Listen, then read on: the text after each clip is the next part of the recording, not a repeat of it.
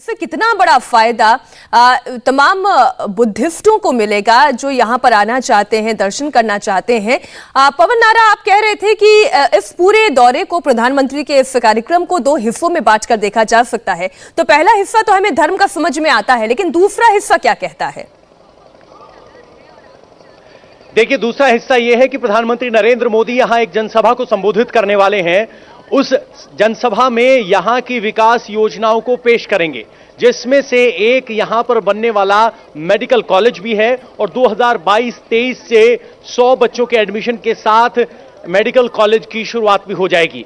दूसरी बात, जिस इंटरनेशनल एयरपोर्ट का उद्घाटन किया है उसको अगर धार्मिक टूरिज्म के अलावा देखा जाए तो कहा जा सकता है कि पूर्वांचल और उत्तर पश्चिम बिहार के इलाकों के लिए गेटवे टू द वर्ल्ड होगा, यानी पूरे विश्व की खिड़की ये एयरपोर्ट खोलेगा। और ये रैली ऐसे वक्त में हो रही है जब कुछ महीने बाद यहां उत्तर प्रदेश में चुनाव हैं। अक्सर कहा जाता है कि चुनाव से पहले उद्घाटन वाले फीते काटे जाते हैं, लेकिन ये जो काम है वो भारतीय जनता पार्टी, या कहें कि योगी आदित्यनाथ मुख्यमंत्री कल कह रहे थे कि उन्होंने धरातल पर उतारा है। आपको नहीं भूलना चाहिए कि 1995 में मायावती ने सबसे पहले यहां इंटरनेशनल एयरपोर्ट बनाने की घोषणा की। उसके बाद गुलाम नबी आजाद जब केंद्रीय मंत्री थे तो वो भी आए थे यहां उद्घाटन काटने के लिए। यानी इस एयरपोर्ट के फीते तो कई बार कटे, धरातल पर पहली बार उतरा है। तो इस बात से इनकार नहीं किया जा सकता कि इस इलाके की विकास को नई उड़ान ये एयरपोर्ट देगा। चुनाव से पहले प्रधानमंत्री खुद नरेंद्र मोदी यहां पहुंचे हुए हैं। ये यूपी का तीसरा इंटरनेशनल एयरपोर्ट होगा। पहला लखनऊ है, दूसरा वाराणसी है जहां बहुत सीमित उड़ानें हैं, लेकिन ये एयरपोर्ट जहां टूरिज्म की संभावना है, अगर आप देखेंगे तो Sri Lanka, Thailand, Myanmar, Cambodia, Vietnam, Japan और दक्षिण कोरिया, इस तरह से 11 से ज्यादा देशों से सीधे जुड़ेगा। तो आप कह सकते हैं दक्षिण पूर्व एशिया की केंद्र बिंदु के तौर पर इस इलाके को उभारा जा सकता है, विकास हो सकता है। और अगर टूरिस्ट आएंगे तो रोजगार भी आएगा और विकास की संभावनाएं भी बढ़ेंगी। यानी चुनाव से पहले इसको इस नजरिए से देखना चाहिए कि जो पूछते थे विकास कहां है, शायद प्रधानमंत्री नरेंद्र मोदी इस मंच से उस विकास का एड्रेस देते हुए दिखाई दें कि विकास कुशीनगर के एयरपोर्ट में है, विकास मेडिकल कॉलेज में है। बिल्कुल तो पवन, और ये भी कहा जा सकता है जो 25 लाख बुद्ध धर्मावलंबियों की जनसंख्या है उसे भी ये सीधे सीधे टारगेट करता है। प्रधानमंत्री मोदी का कुशीनगर दौरा उत्तर प्रदेश चुनाव के लिहाज से अहम है।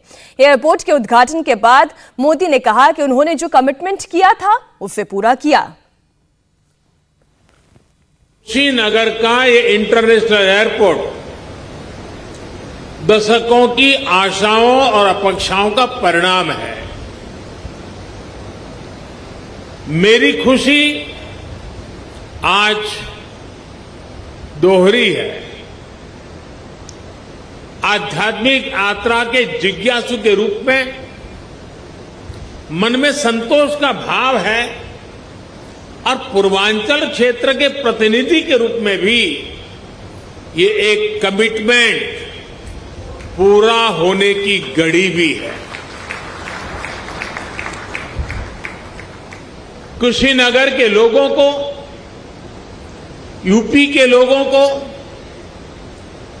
पूर्वांचल पूर्वी भारत के लोगों को, दुनिया भर में भगवान बुद्ध के अनुयायियों को कुशीनगर इंटरनेशनल एयरपोर्ट के लिए बहुत बहुत बधाई। यहां उत्तर प्रदेश में भी कनेक्टिविटी लगातार बढ़ रही है। यूपी में नए एयरपोर्ट्स, इससे फ्लाइट हो चुकी है। 8 एयरपोर्ट से तो फ्लाइट शुरू हो चुकी है। 8 या 9, इसके साथ 9, यानी 8 हो चुकी है, आज 9वीं।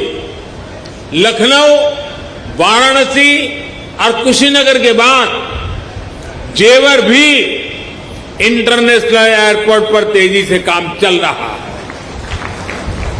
इसके अतिरिक्त अयोध्या, अलीगढ़, आजमगढ़, चित्रकूट, मुरादाबाद और श्रावस्ती में भी नए एयरपोर्ट पर काम चल रहा है।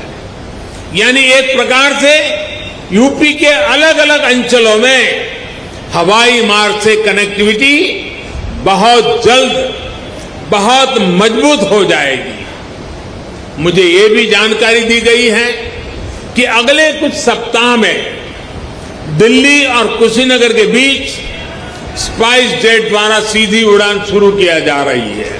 बीते वर्षों में एयर कनेक्टिविटी को देश ने उन लोगों तक, उन क्षेत्रों तक पहुंचाने पर जोर दिया गया है जिन्होंने कभी इसके बारे में सोचा भी नहीं था। इसी लक्ष्य के साथ शुरू की गई उड़ान योजना को 4 साल पूरे होने आ रहे हैं।